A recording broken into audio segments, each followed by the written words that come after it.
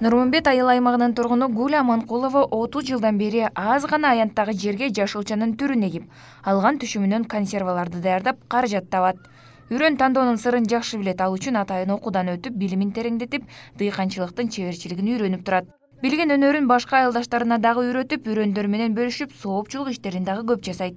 Канча жерге ийилсең жер алдабайт депчи. Ошончо кайта түшүмүн аласың деп. Ушу жастан баштап мына февралда уже жаап баштайбыз. Парникти жаап, жерди клёнкаларды жаап баштайбыз. Ушу февралдан баштап кеч күзгө чейин, октябрдын аягына чейин жер менен алышабыз. Гуля айым жашылча жемиштерге эч кандай химиялык зат колдонбойт. Табигый жол менен өстүргөнгө аракет кылат.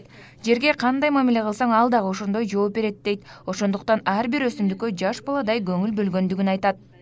Муну жасаган процессинде аябай көп убакыт кетет.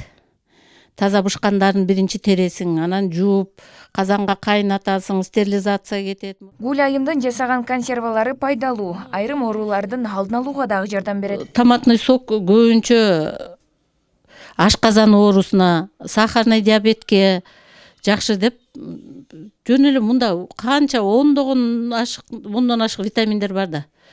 Сокту томатный сок деген эле болбосо, кызыл ичпейбиз деп эметип атышпайбы?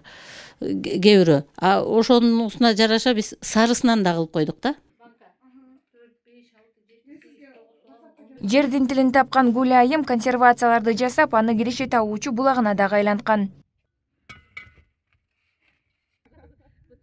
Зымрат Эркинбекова, Жолборс Пайзылдаев, Марал Кабар.